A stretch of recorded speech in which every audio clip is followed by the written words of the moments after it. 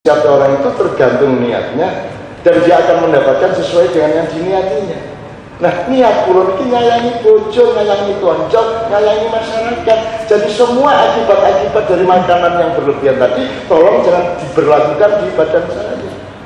Kok niat kula sayang kok akhirnya penyakitnya menjadi tidak masuk, tidak menjadi penyakit di dalam diri saya. Iso tak gak Gusti Allah kayak ini? Aku ngono iku ora gak nyelanya.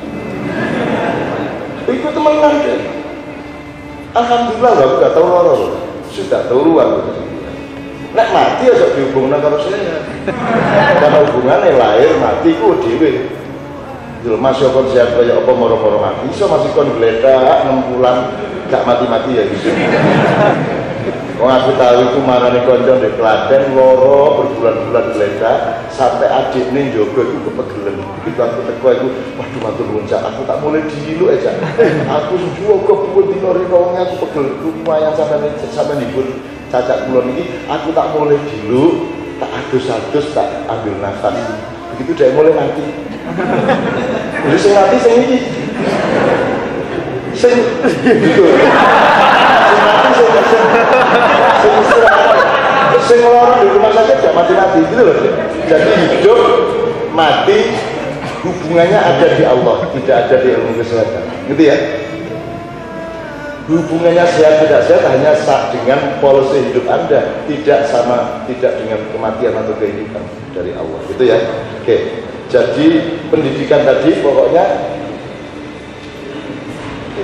Allah sendiri adalah maha pendidik gitu. Makanya Rabbun, dia Rabbun yang maha mengasuh. Pendidikan yang paling tinggi kan mengasuh gitu. Bukan murui kan salah satu dong. Mengasuh. Ibu itu adalah representasi Tuhan. Makanya ibu nganggo B. Gak iso kok ganti itu, gak iso. Ibu gak iso. Sing cocok itu B. Rabbun. Rabb itu alif yang melengkung. Jadi Allah merendahkan dirinya dalam mereka mendidik seperti ibu-ibu anak sampean mendidik anak anak-anak kalau sampean diluk toh kan gak ngene tuh sampean ngene toh ya ampun ayo ini bulinan lagi melek dengan kata cilik itu berarti Anda mendidik Anda dari alif menjadi ra bahkan Anda siap menjadi ba.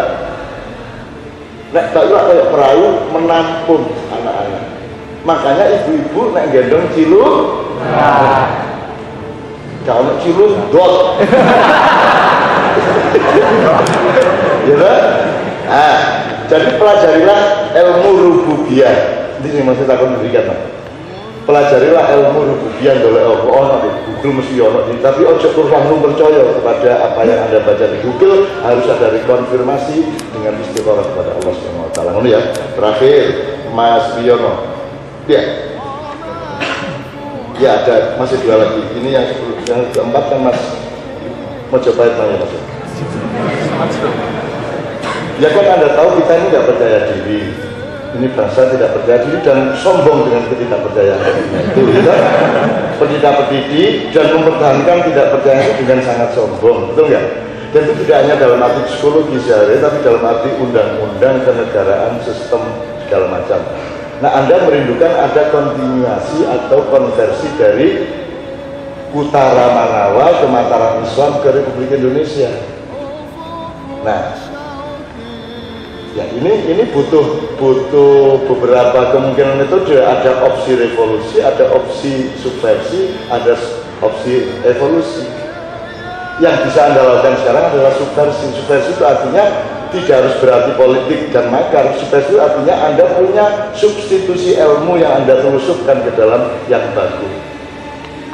Jadi Anda harus ngerti kalau di zaman dari Kalingga sampai di zaman jauh sebelum Mojopahit sampai Mojopahit itu konstitusinya namanya Utara Manawa. Kalau mulai Demak sampai Mataram sampai hari ini Jogja Solo itu adalah konstitusi Mataram Islam. Itu bisa diambil dari buku Tajus Salatin, Bustanus Salatin, dan beberapa buku yang lain.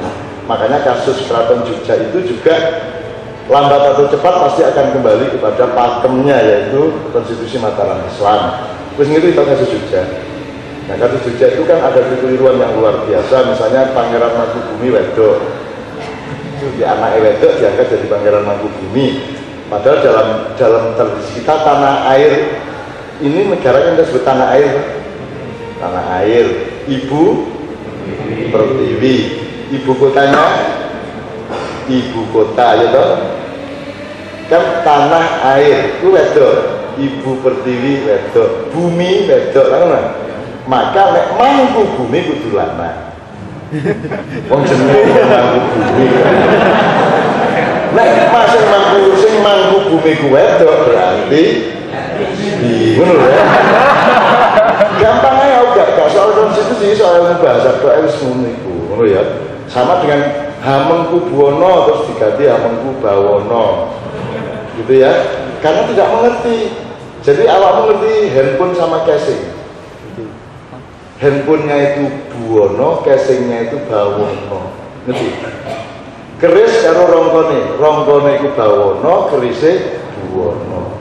Alam semesta ini Bawono, penghuninya adalah Buwono. Kalau Anda adalah Sultan Hamengku Bawono, berarti Anda adalah sekjen alam semesta yang ngurusi planet-planet dan galaksi-galaksi. Berarti Anda adalah malaikat Jibril. Nah, kalau Anda panglimanya manusia, pengelola manusia, berarti Anda bernama Hamengku Buwono. Nek Bawono berarti malaikat Jibril. Terus Cak Nun kok tidak bantah? Lu aku seneng, ternyata Sultan Jogja itu malaikat Jibril. Yes, bukan karya.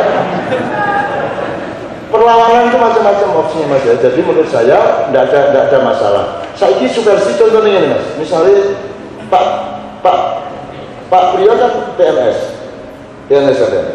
Nah PNS itu sampai diganti kan pegawai negeri sipil, kudunya pegawai negara. Nah negeri itu butuh bahasa konstitusi, butuh bahasa hukum. Negeri itu kan sama country, negeri itu kalau bahasa Inggrisnya country. Nah negara state.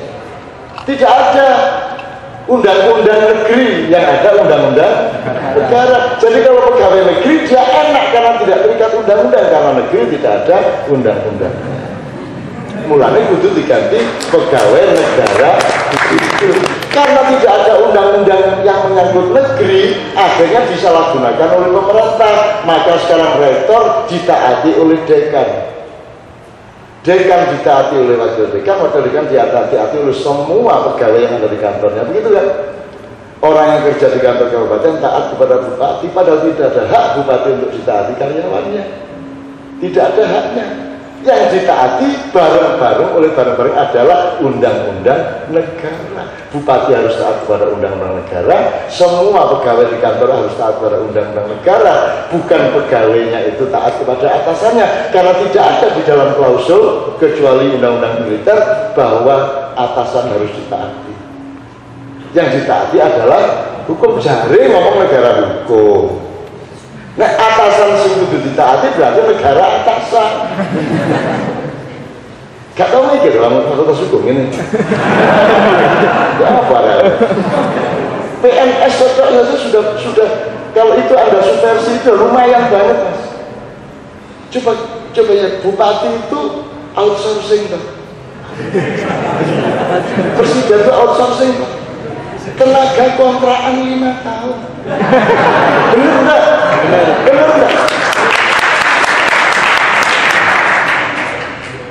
Terus yang kerja di kantor, di istana, di kementerian itu kan pegawai negeri yang sudah berpuluh-puluh tahun. Ngalare di logikanya di outsourcing ditaati oleh pegawai permanen. Iku saking pinter outsourcingnya tak saking gobloknya. Pegawai lurus tambah tuh. Lurus. Gitu memang. Nonton itu mek pilkada menang terus tenaga kontrakan 5 tahun. Lah kon ditaati karo wong sing wis pengalaman di kantor kene. Jadi makin tidak karu-karuan.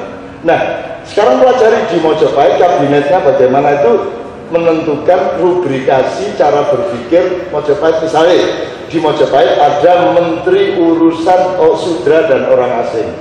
Misalnya ya, takkan memang Pak Agus Sunyoto. Saya kan kadang-kadang kementerian kadang 30, kadang 34, kadang 64, itu kan tergantung cara berpikir presiden. Di zaman Majapahit lebih simple, lebih efisien. Wong asing itu disejajarkan dengan sudra. Wah ini kan pemerintah saiki. Oh saiki setiap orang asing dari Brahmana kok. Ada kementerian itu tadi, kementerian urusan sudra dan orang asing. Ada kementerian menteri urusan jembatan, karena jembatan ini diperlukan di mana-mana, harus pokoknya orang menteri yang urusan jembatan tok, ngawasi jembatan tok. Juga kalau lebih makro mas, kalau mau lebih makro, tapi ini tidak usah detail ya. Negara dan pemerintah harus dibedakan. Dicicil kok oleh kapan-kapan ya, paling tidak di pikiran kita. Kalau belum bisa ngubah, ya yakin dulu di pikiran kita. Hayam Wuruk atau ibunya yaitu Tribuana Tunggadewi adalah kepala negara Majapahit, Gajah Mada adalah kepala pemerintahan. Ngerti? Nek keuangan, Tribuana Tunggadewi adalah bendahara, Gajah Mada adalah kasir. Kalau dalam keluarga, Tribuana Tunggadewi adalah kepala keluarga, Gajah Mada adalah kepala rumah tangga. Beda enggak rumah tangga sama keluarga? Sama enggak di rumahmu kepala keluarga sama kepala rumah tangga? Tidak sama toh. Kalau disamakan kacau atau rancu toh. Lacinya aja beda kok. Bapak kepala keluarga, ibu kepala rumah tangga. Indonesia ini sama kepala keluarga sama kepala rumah tangga. Akhirnya gak karu-karuan. Mahkamah Konstitusi itu lembaga negara atau lembaga pemerintah? Negara. Maka yang melantik harus kepala negara. KPK lembaga negara. Siapa yang nomor satu harus diawasi oleh KPK? Kepala pemerintahan. Betul enggak? Jadi kepala rumah tangga kalau dalam. Jadi yang diawasi KPK itu nomor satu adalah kepala pemerintahan. Mbuh jenenge presiden, mbuh jenenge perdana menteri sakarepmu. Atau jenenge Rois ya gak apa-apa. Set turune sampai nisor itu yang harus diawasi oleh lembaga negara. Karena Tribuana Tunggadewi dulu adalah segala hal mengenai polisi dan pengawasan, kalau Gajah Mada segala hal mengenai eksekusi. Ada pembagian yang sangat matang di Majapahit dan sebelumnya dibanding sekarang.